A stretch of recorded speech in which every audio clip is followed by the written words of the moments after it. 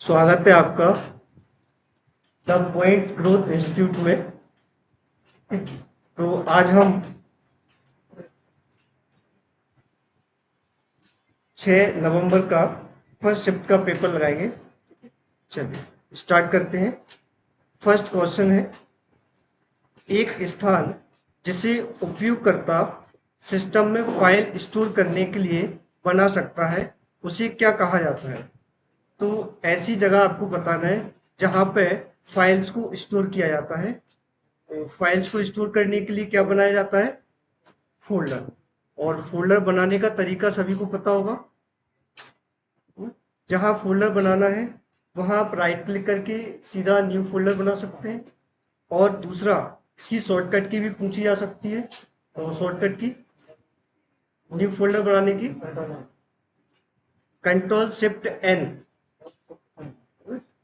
New folder बनाने के लिए शॉर्टकट की क्या रहेगी? Control shift N. ठीक है। यहां से कर्सर क्या होता है, जो टाइपिंग करते हैं वहां ब्लिंकिंग पॉइंट जो होता है उसे कर्सर कहा जाता है। और टेक्स्ट जो कि आप टाइप कर रहे हैं। चलिए दूसरा क्वेश्चन है, को जानकारी को आसानी से पढ़ी जाने वाली पंक्तियों और स्तंभों के रूप में व्यवस्थित करने के लिए किसका उपयोग किया जाता है? तो इंफॉर्मेशन को रो और कॉलम्स में व्यवस्थित करने के लिए टेबल का उपयोग किया जाता है, क्योंकि टेबल में ही रो और कॉलम शामिल होते हैं। चलिए अगला क्वेश्चन है आपका, इनमें से कौन कंप्यूटर की आंतरिक मेमोरी, इंटरनल मेमोरी, या इसी को प्राइमरी मेमोरी भी कहा जाता है? तो प्राइमरी मेमोरी कौन सी है इनमें से? रैम। रैम के बारे में आपको पता होगा। रैम एक अस्थायी मेमोरी है, जो दो प्रकार की होती है, एस रैम और डी रैम। ठीक है।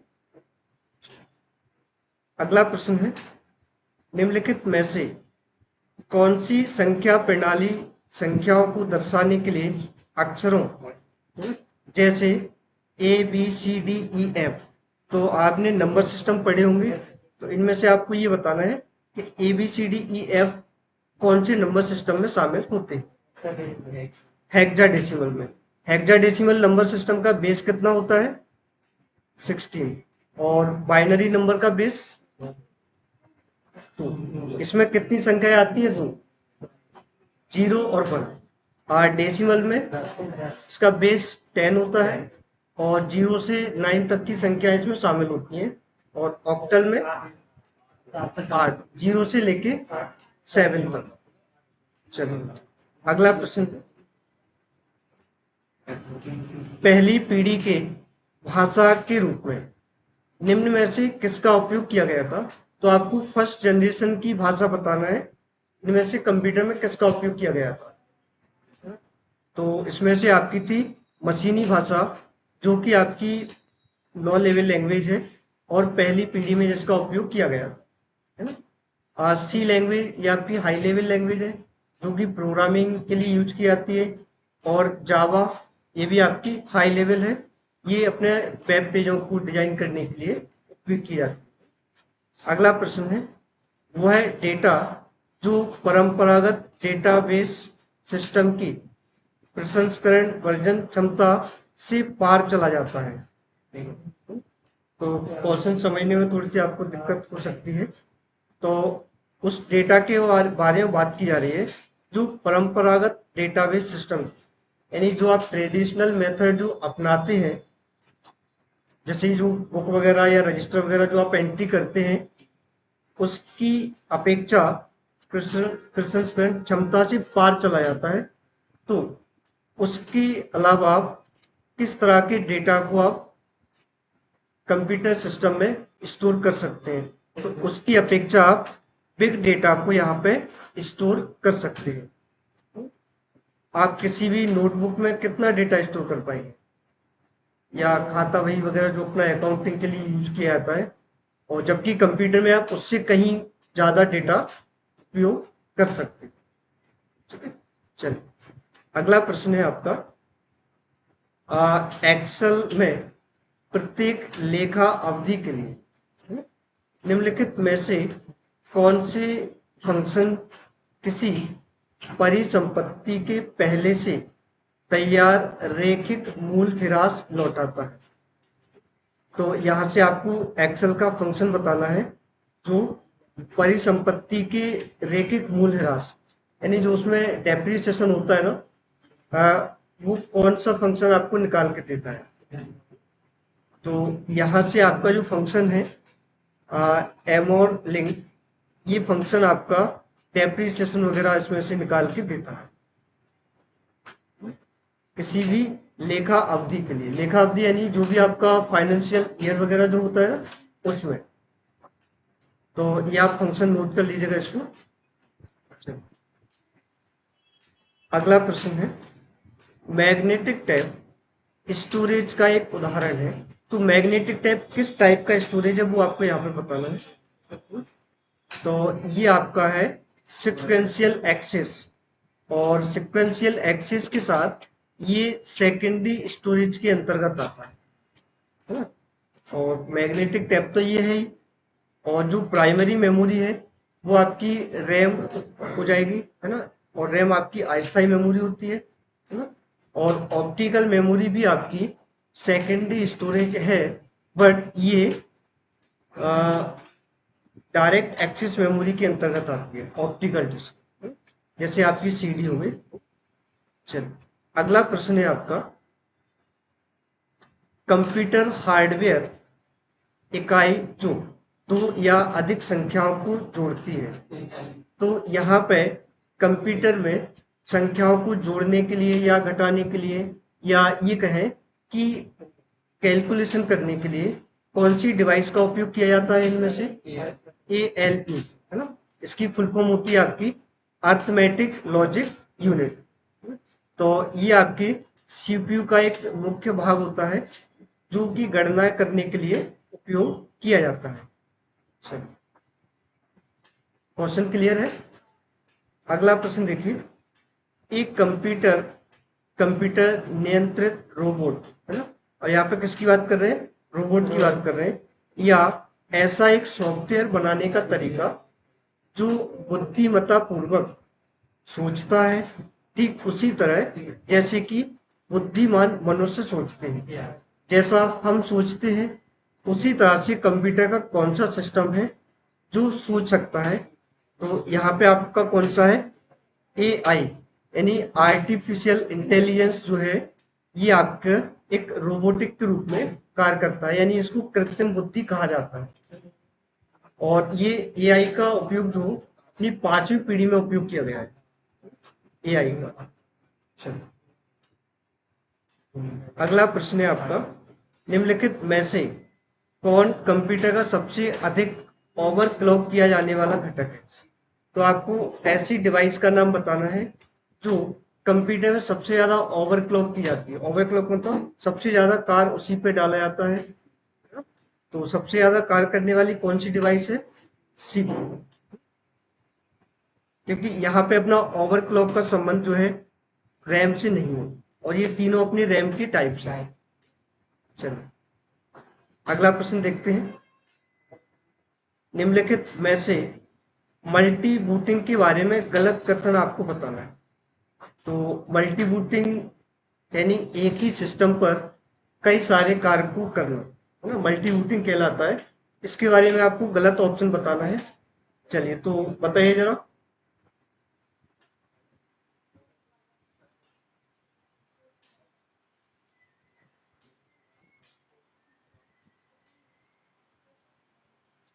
तो इसमें से क्या होगा? मल्टी बूटिंग उन स्थितियों में भी उपयोग किया जाता है जहां अलग अलग सॉफ्टवेयर के लिए अलग अलग ऑपरेटिंग सिस्टम की आवश्यकता हो, है ना। तो मल्टी बूटिंग का उपयोग अपन अलग अलग सॉफ्टवेयर के लिए, है ना, अलग अलग ऑपरेटिंग सिस्टम का उपयोग कर सकते हैं। मल्टी बूटिंग का संबंध किससे होता है? यहाँ पे एक ही कंप्यूटर सिस्टम में दो या दो से अधिक ऑपरेटिंग सिस्टम को इंस्टॉल करना, है ना। जैसे आपने अपने कंप्यूटर में विंडोज 7 इंस्टॉल किए, है ना, और विंडो 10 भी आप इंस्टॉल कर सकते हो। तो आप दोनों अलग अलग टाइम में अलग अलग विंडोज का उपयोग कर सकते हो, ठीक है। तो यहाँ पे दूसरा पॉइंट देखिए, इसमें मल्टी बूटिंग एक से अधिक ऑपरेटिंग सिस्टम को एक कंप्यूटर रहने की अनुमति देता है। एक कंप्यूटर पर एक से ज्यादा ऑपरेटिंग सिस्टम को इंस्टॉल कर सकते हैं। मल्टी बूटिंग एक नए ऑपरेटिंग सिस्टम को पुराने ऑपरेटिंग सिस्टम को हटाने से पहले आवश्यक सभी एप्लीकेशन को कॉन्फ़िगर करने और डेटा स्थानांतरण करने की अनुमति देता है, बिल्कुल देता है। जब आप अपने सिस्टम में पुराने ऑपरेटिंग सिस्टम को हटा के या पुराने के साथ-साथ एक नया ऑपरेटिंग सिस्टम भी रखना चाहते हैं, तो वो आपको डेटा ट्रांसफ़र करने की परमिशन दे देता है। एक मशीन पर मल्टी बूट होना हार्डवेयर लागत बढ़ाने का एक तरीका है। ये आपका ऑप्शन इसमें गलत है, क्योंकि मल्टी बूटिंग के लिए आपको केवल 2 सॉफ्टवेयर या 2 ऑपरेटिंग सिस्टम आपको इंस्टॉल करना होंगे। इसके लिए आपको अलग से किसी हार्डवेयर पर खर्च करने की ज़रूरत नहीं। तो ये प्रश्न आपका क्लियर हुआ? अगला प्रश्न है आपका, बारकोड रीडर एक क्या है?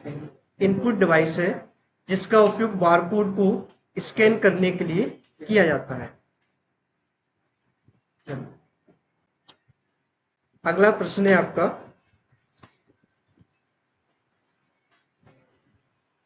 नीचे दी गई बाइनरी संख्या की समतुल्य हेक्साडेसिमल संख्या कौन सी है? तो आपको यहाँ पे बाइनरी नंबर को हेक्साडेसिमल नंबर में कन्वर्ट करना है। तो कैसे करेंगे इसको? हाँ, इसको आप टेबल के माध्यम से कन्वर्ट कर पाएंगे, है ना? कितने संख्याओं के पेयर बनाने होंगे इसमें आपको? हेक्साडेसिमल है तो चार चार संख्याओं का, है ना? हाँ, अब देखिए क्या होता है, पेयर जो है वो अपन राइट साइड से बनाना स्टार्ट करते हैं, है ना? तो यहाँ से इसका एक पेयर बन जाएगा 4 अंकों का। तो आपको टेबल में देखना होगा कि 0110 इसकी वैल्यू टेबल में कितनी है? 6, है ना? अब यहाँ पे आपके 2 डिजिट है, तो 2 डिजिट को आपको 4 संख्याएं लेना पड़ेंगी। तो इसके आगे आप 00 यहाँ बढ़ा सकते हैं, है ना? तो अब इसका अपन 4 अंकों का पेयर बनाएंगे, जोड़ा बनाएंगे। तो इसमें 0011, है ना?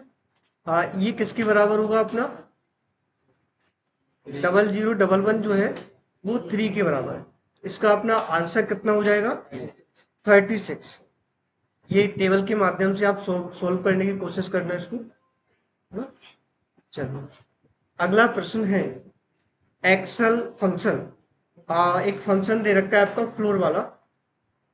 तो फ्लोर फंक्शन में कंडीशन क्या होती है?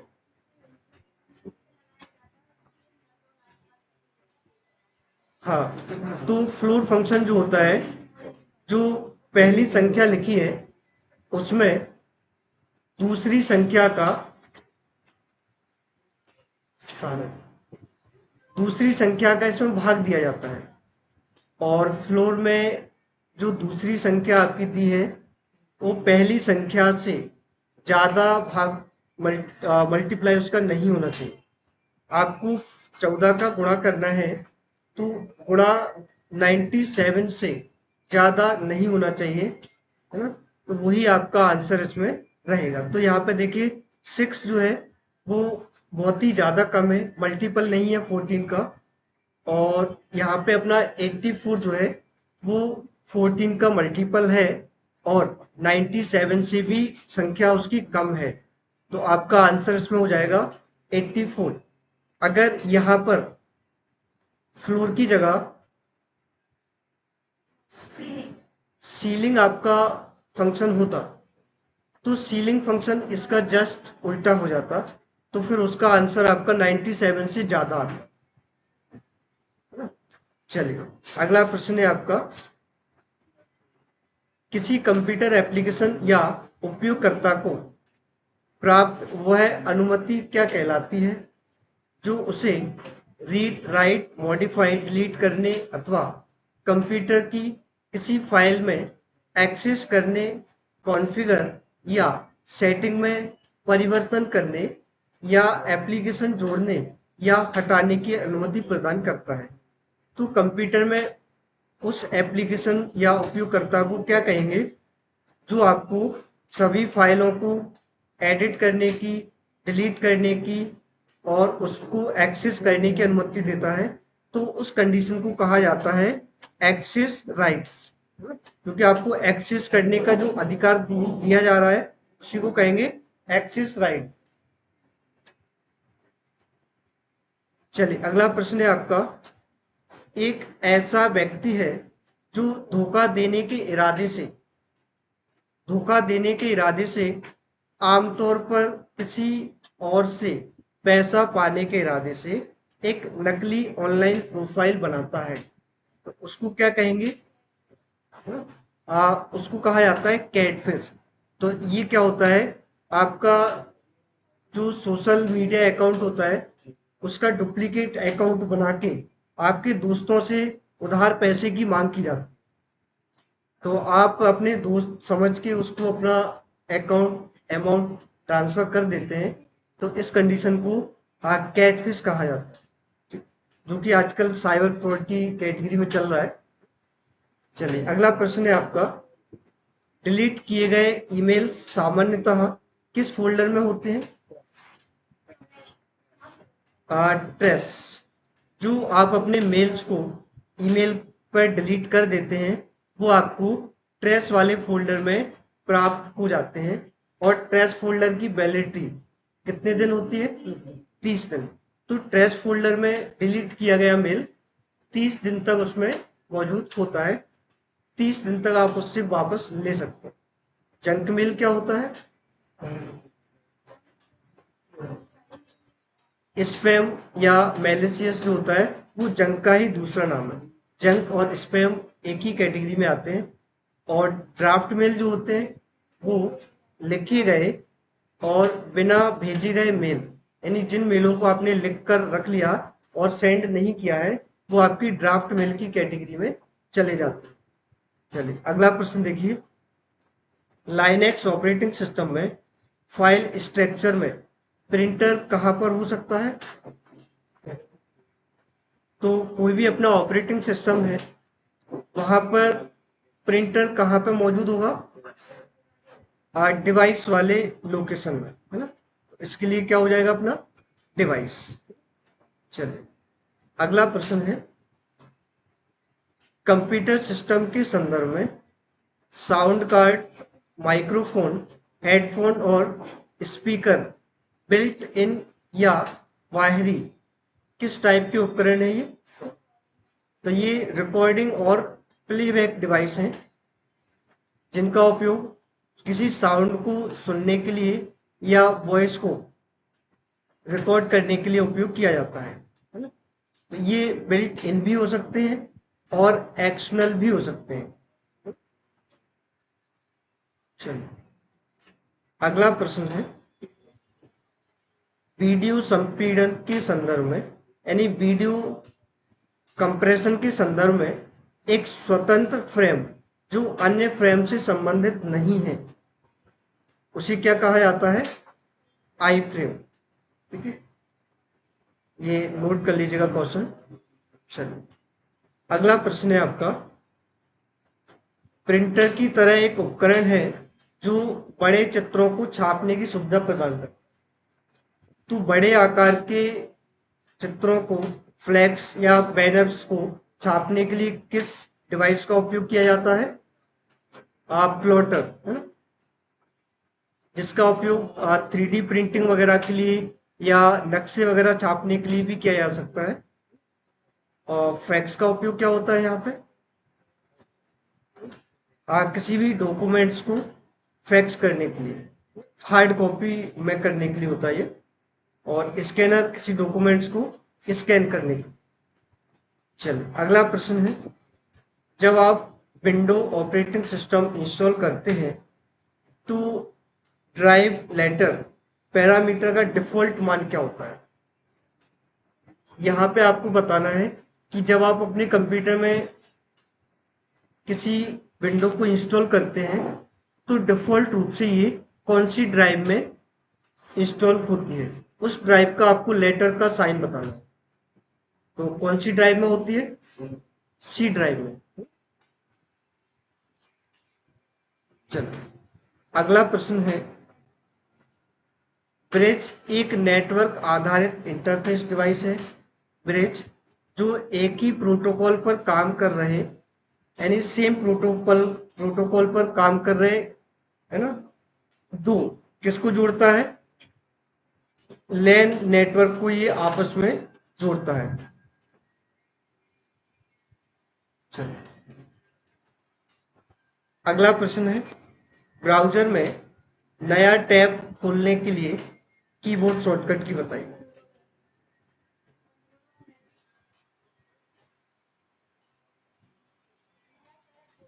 नया टैब ओपन करने के लिए शॉर्टकट की बताइए।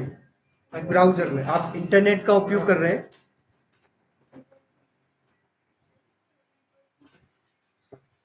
तो इसका आंसर अपना हो जाएगा कंट्रोल टी।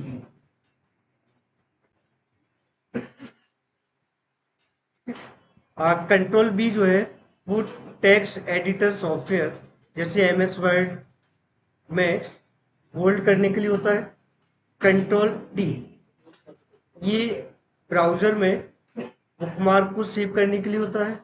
और एमएस वर्ड की बात की जाए तो ये फॉन्ट डायलॉग्स के लिए होता है। Control N new file open करने या ब्राउजर में न्यू विंडो ओपन करने, है ना? तो ध्यान रखिए, कंट्रोल एन नया विंडो ओपन करता है और कंट्रोल टी उसी ब्राउजर में नया टैब ओपन करता है ना? अच्छा, नया टैब आप ओपन कर लिया, इसको क्लोज करने के लिए शॉर्टकट की बताएंगे। कंट्रोल डब्ल्यू, है ना? इससे आप ओपन किए गए टैब को बंद कर सकते हैं। चलो, अगला प्रश्न है आपका, इंटरनेट की निम्नलिखित में से वह कौन सी संचार सेवा है जो इंटरनेट उपयोगकर्ताओं को इंटरनेट से जुड़े किसी भी कंप्यूटर पर कॉल रिसीव बात करने की सुविधा प्रदान करता है? हाँ, इंटरनेट टेलीफोनी एक ऐसा फीचर्स है जिसके द्वारा आप किसी से बात भी कर सकते हैं, ठीक है। और इंस्टेंट मैसेजिंग जो होता है वो आपकी टेक्स्ट मैसेजिंग के लिए काम करता है। और इंटरनेट रिले चैट ये भी टेक्स्ट और ऑडियो के लिए काम करता है। चलिए, न्यूज़ ग्रुप आपका केवल इंफॉर्मेशन या न्यूज़ वगैरह प्राप्त करने के लिए काम करता है। चलिए, अगला क्वेश्चन देखिए, कौन से आईपी एड्रेस भविष्य के लिए उपयोग के लिए आरक्षित रखे जाते हैं या प्रयोगात्मक उद्देश्यों जैसे आर एंड डी या अध्ययन के लिए आरक्षित रखे जाते हैं? तो भविष्य के लिए इनमें से कौन सा आईपी एड्रेस सुरक्षित रखा जाता है? इस क्वेश्चन में आपको भविष्य के लिए उपयोग किए जाने वाले आईपी एड्रेस को बताना है। तो कौन सा आईपी एड्रेस होगा ये अपना? 240 से 255, ये कौन सी क्लास के अंतर्गत आता है? ई, है ना? हाँ, तो सबसे लास्ट वाली जो क्लास है आपकी आईपी एड्रेस की, ये उसके अंतर्गत अपना आता है। चलिए, अगला प्रश्न देखिए, यदि ईमेल अटैचमेंट नहीं खुल रहे हैं तो क्या समस्या हो सकती है?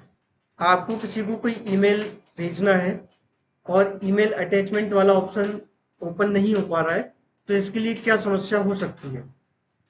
फाइल फॉर्मेट को पहचानने के लिए कंप्यूटर में आवश्यक प्रोग्राम इंस्टॉल नहीं है, हार्ड डिस्क ठीक से काम नहीं कर रही है, फाइल से डेटा मॉनिटर में स्थानांतरित नहीं हो रही है, तो फाइल का संबंध और मॉनिटर से कोई संबंध नहीं है, कैश मेमोरी में समस्या हो सकती है, नहीं। तो आपका जो ईमेल है, आपको मैंने पहले भी बता चुका हूं कि ईमेल पर एग्जीक्यूट वाली जो फाइल होती है उनको आप अटैच करके नहीं भेज सकते। जब कंप्यूटर में फाइल फॉर्मेट को पहचानने के लिए कोई आवश्यक सॉफ्टवेयर नहीं है, तो इस कंडीशन में आप किसी भी फाइल को अटैच नहीं कर सकते।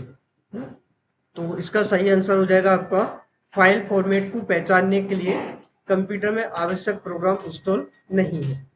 चलिए अगला प्रश्न है, दिए गए बाइनरी फॉर्मेट में से किसी लाइनक्स ऑपरेटिंग सिस्टम के द्वारा सपोर्ट मिलता है?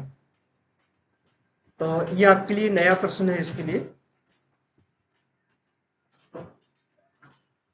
बाइनरी फॉर्मेट में से लाइनक्स ऑपरेटिंग सिस्टम किसको सपोर्ट करता है? तो इसमें आपका बोथ ए आउट और ई एल एफ, ये जो फॉर्मेट है ये बाइनरी डिजिट में होता है और इसको अपना ये लाइनक्स ऑपरेटिंग सिस्टम सपोर्ट करता है। ये क्वेश्चन आप नोट कर लीजिएगा। चलो अगला प्रश्न है, कंप्यूटर के संदर्भ में हाइबरनेशन क्या होता है? इसका अपना आंसर हो जाएगा कौन सा? तीसरा वाला, कंप्यूटर को शट डाउन होना। ये कंप्यूटर को बंद होना होता है ना, बंद करना होता है। कंप्यूटर को हाइब्रिड मोड में डालना नहीं होता ये। इसके द्वारा, हाइबरनेशन के द्वारा इसकी विद्युत धारा स्थिति को नियंत्रित रखकर कंप्यूटर की विद्युत आपूर्ति कम करना, यानी इसके द्वारा आप बिजली आपूर्ति को कम कर सकते हैं और आपकी जो फाइलें हैं वो भी आपकी सुरक्षित इसमें रहेंगी। चलिए अगला प्रश्न है, डोमेन नेम में अंतिम बिंदु की दाईं ओर, यानी अंतिम पॉइंट जो है इसमें अंतिम बिंदु है, उसके दाईं ओर का जो भाग होता है उसको क्या कहा जाता है?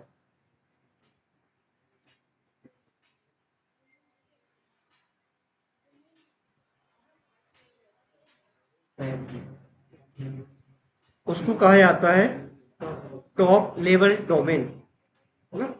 जैसे डॉट edu डॉट इन, है ना? तो यहाँ पे जो डॉट इन है, अपना अंतिम वाला जो डोमेन नेम है ना, उसको टॉप लेवल डोमेन नेम कहा जाता है। उसको क्या कहा जाता है? टॉप लेवल डोमेन, है ना? चलो अगला प्रश्न है आपका,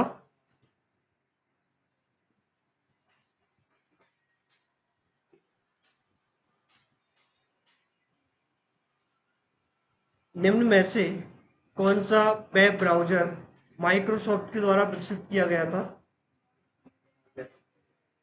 इंटरनेट एक्सप्लोरर जो है वो आपका माइक्रोसॉफ्ट कंपनी का डिफॉल्ट वेब ब्राउजर है। तो इस वेब ब्राउजर का आपको सर्च इंजन भी पता होगा। कौन सा सर्च इंजन है माइक्रोसॉफ्ट एक्सप्लोरर का या इंटरनेट एक्सप्लोरर का? Search engine MSN। MSN जो है वो इंटरनेट एक्सप्लोरर का डिफॉल्ट सर्च इंजन है और विंडो का डिफॉल्ट ब्राउजर आपका इंटरनेट एक्सप्लोरर है, जो माइक्रोसॉफ्ट कंपनी द्वारा बनाया गया था। ये विंडो 7 तक काम करता है। विंडो 10 के बाद माइक्रोसॉफ्ट एज ने इसकी जगह ले ली, है ना? चलिए अगला प्रश्न है आपका, इसमें जो मौजला है,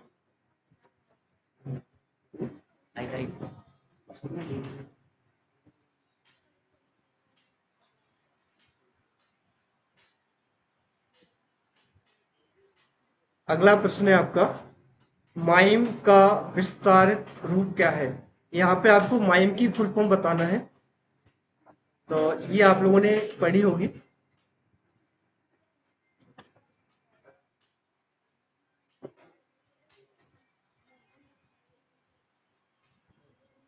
आप लोगों ने पढ़ी होगी, इसकी फुल फॉर्म बताइए जरा।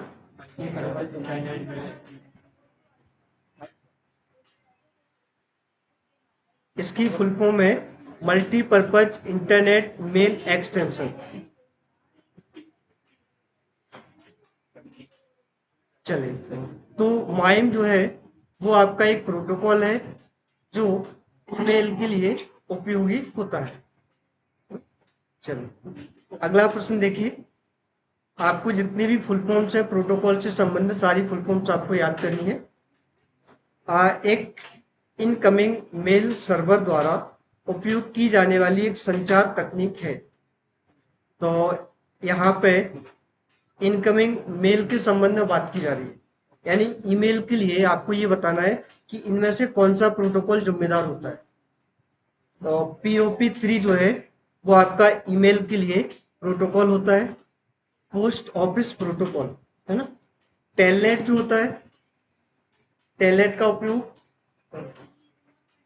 रिमोट लॉगिन के लिए, है ना, जो कि एक जगह से दूसरी जगह के कंप्यूटर के ऊपर रिमोट लॉगिन कर सकते हैं। और टीसीपी के लिए ट्रांसमिशन कंट्रोल प्रोटोकॉल, है ना। और एफटीपी जो होता है वो इंटरनेट पर फाइल ट्रांसफर के लिए उपयोग किया जाता है।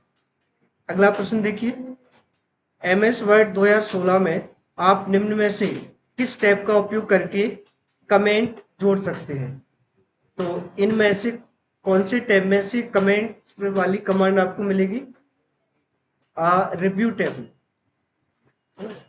पेज लेआउट टैब जो होगा उसमें आपको पेज सेटिंग से संबंधित कमांड्स मिलेंगी। रेफरेंस टैब में आप बिब्लियोग्राफी रेफरेंस वगैरह आप डाल सकते हैं। और लेआउट में आप पेज लेआउट से संबंधित कमांड्स देख सकते हैं। चलिए, अगला प्रश्न है, पावर पॉइंट में जब कोई कार्य फलक सक्रिय होता है, जब किसी कार्य को सफलतापूर्वक कर लिया जाता है, तो क्रमशः कार्य फलक में अगले या पिछले विकल्प का चयन करने के लिए, तो जैसे आप किसी भी टेबल या किसी भी ऑब्जेक्ट पर आप कार्य करते हैं, तो अगले बॉक्स पर जाने के लिए या अगले ऑब्जेक्ट पर जाने के लिए टैब, और पिछले उस पर जाने के लिए शिफ्ट के साथ टैब का आपको उपयोग करना होता है। चलिए, अगला प्रश्न देखिए, पावर पॉइंट में मीडिया प्लेबैक को रोकने के लिए कौन सी शॉर्टकट की उपयोग की जाती है? पावर पॉइंट में मीडिया प्लेबैक को रोकने के लिए तो अल्ट क्यू जो है वो पावर पॉइंट में मल्टीमीडिया को प्लेबैक को रोकने के लिए उपयोग किया जाता है। अगला प्रश्न देखिए, उच्चतम में उच्चतम से निम्नतम पैमाने से व्यवस्थित बार चार्ट को क्या कहते हैं?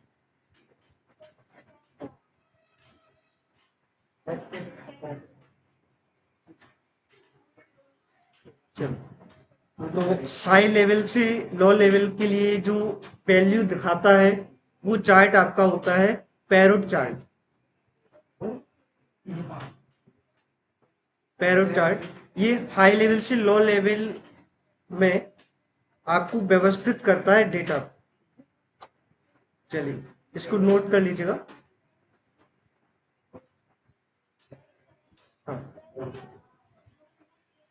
हाँ, चलिए इसको नोट कर लीजिएगा। अगला प्रश्न देखिए, चार्ट ऐसे बार को क्रमबद्ध करता है जो एमएस एक्सेल में एक दूसरे के ऊपर विभिन्न समूहों को प्रदर्शित करता है। तो ऐसा चार्ट का आपको बताना है।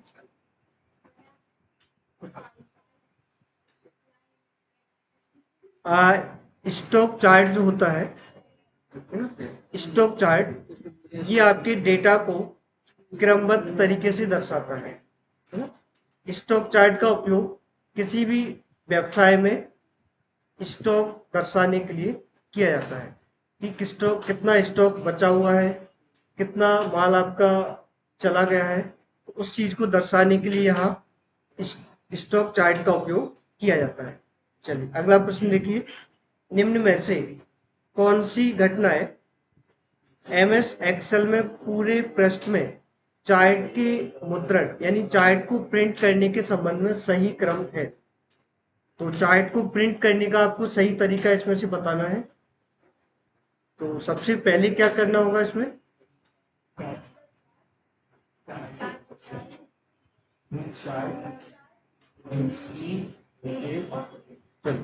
तो इसमें आपको सबसे पहले चार्ट पर क्लिक करना होगा। इसके बाद चार्ट डिजाइन सिलेक्ट करना होगा। चार्ट डिजाइन के बाद मूव चार्ट जब आप करेंगे तो चार्ट नई शीट पर आपका पहुंच जाएगा और उस शीट को आपको सेव करना होगा। सेव करने के बाद चार्ट को आप प्रिंट कर सकते हैं। चलिए, अगला प्रश्न देखिए, निम्नलिखित में से कौन सा चार्ट आमतौर पर मकड़ी के जाल जैसा दिखता है। तो मकड़ी के जाल जैसा दिखने वाला चार्ट का नाम आपको बताना है।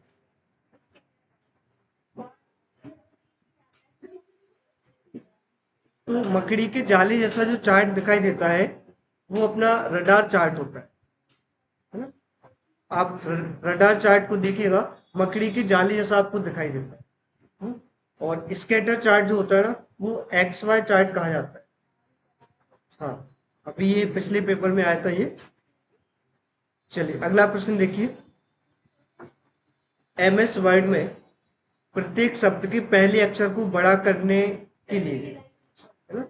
तो एमएस वर्ड में पहले अक्षर को बड़ा करने के लिए कैपिटलाइज ईच वर्ड का उपयोग किया जाता है।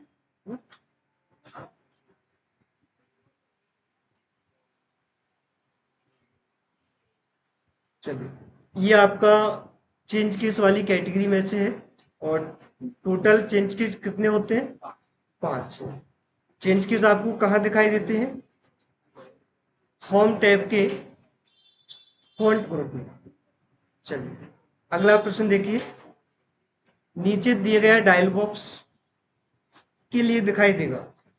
तो ये आपको डायल बॉक्स दिया गया है, ये आपको बताना है कि ये किस कमांड के लिए प्रदर्शित कर रहा है। एक डॉक्यूमेंट्स को प्रिंट करने के लिए, कागज के आकार को कागज के आकार को या साइज को अनुकूलित करने के लिए, पेज मार्जिन को कस्टम करने के लिए, या पेज ओरिएंटेशन बदलने के लिए। तो आप यहाँ पर देखिए, इसमें यहाँ पर पेपर लिखा हुआ है और पेपर में जाने के बाद लिखा हुआ है पेज साइज, है ना? तो पेज साइज है, तो ये अपने कागज के आकार को बदलने के लिए इसका उपयोग अपन कर सकते हैं। इसके द्वारा पेपर का साइज आप मैनुअली सेट कर सकते हैं कि कितना पेपर साइज आपको रखना है। अगला प्रश्न है आपका, एमएस वर्ड में 4 प्रकार के इंडेंट हैं। Left, right, hanging. तो आपको ये बताना है कि फोर्थ वाला इंडेंट कौन सा है। तो फोर्थ वाला जो इंडेंट होता है आपका, वो फर्स्ट लाइन इंडेंट आपको मिलेगा। तो ये आपके चारों प्रकार के इंडेंट होते हैं। चलिए अगला प्रश्न है आपका, एमएस वर्ड में ड्रॉप कैप के लिए ड्रॉप हेतु कितनी लाइनों को डिफॉल्ट माना जाता है, या कितनी लाइनें डिफॉल्ट होती हैं इसमें? ड्रॉप कैप में डिफॉल्ट रूप से 3 लाइनें सेट होती हैं। चलिए, और ड्रॉप कैप में मिनिमम कितनी लाइन हो सकती है? 1। और मैक्सिमम 10 लाइनें इसमें हो सकती हैं। चलिए अगला प्रश्न है आपका, एमएस वर्ड 2016 में नेविगेशन पेन क्या सहायता करता है? तो नेविगेशन का पेन का उपयोग आपको यहाँ पे बताना है इसमें।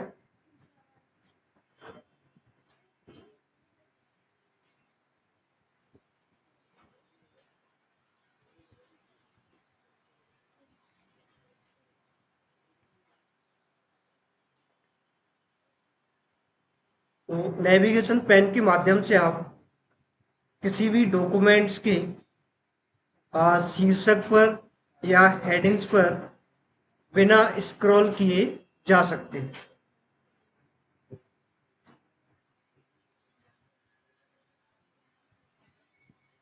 चलिए अगला प्रश्न देखिए। URL का फुल फॉर्म आपको यहाँ बताना है। अभी मतलब पहला इसका फुल फॉर्म होता है यूनिफॉर्म रिसोर्स लोकेटर। तो ये प्रश्न आपका 2017 में हाई कोर्ट एग्जाम में आया हुआ था। Uniform resource locator. अगला प्रश्न देखिए, जल्दी से अनिर्धारित क्रॉस सारणी अनवेटेड क्रॉस टेबुलेशन बनाने के लिए आपको किसका उपयोग करना होगा?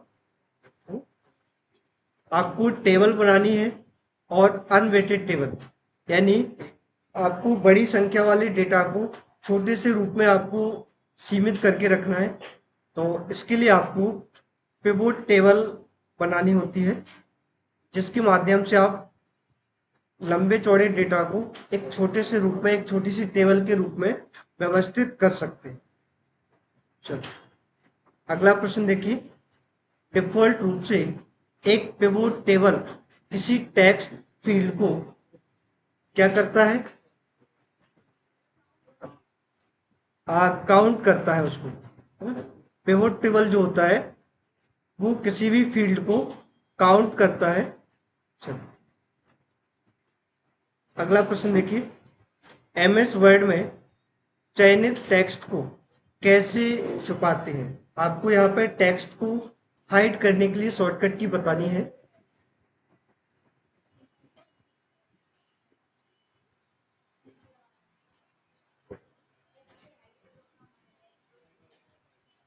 तो यहाँ पे आपको टेक्स्ट को हाइड करने के लिए कंट्रोल शिफ्ट एच शॉर्टकट की उपयोग कर सकते हैं।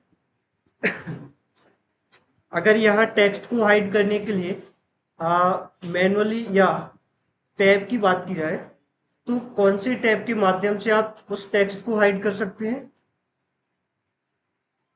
होम टैब के फॉन्ट डायलॉग बॉक्स में से। होम टैब के फॉन्ट डायलॉग्स में से आप किसी टेक्स्ट को हाइड कर सकते हैं, और हाइड किए गए टेक्स्ट को शो करने के लिए आपको किस कमांड का या किस ऑप्शन का उपयोग करना होगा? शो एंड हाइड वाला जो साइन होता है, ये पैराग्राफ ग्रुप में सबसे अंतिम साइन होता है। अगला प्रश्न देखिए। वीडियो कॉन्फ्रेंसिंग में के बीच दो तरफा संचार आवश्यक होता है। तो वीडियो कॉन्फ्रेंसिंग में किनके बीच कम्युनिकेशन होता है? रिसीवर एंड सेंडर, यानी प्राप्तकर्ता और प्रेषक के बीच में कम्युनिकेशन होता है वीडियो कॉन्फ्रेंसिंग में, जिसमें ऑडियो और वीडियो दोनों ट्रांसफर होते हैं। चलिए अगला और अंतिम प्रश्न है इसका।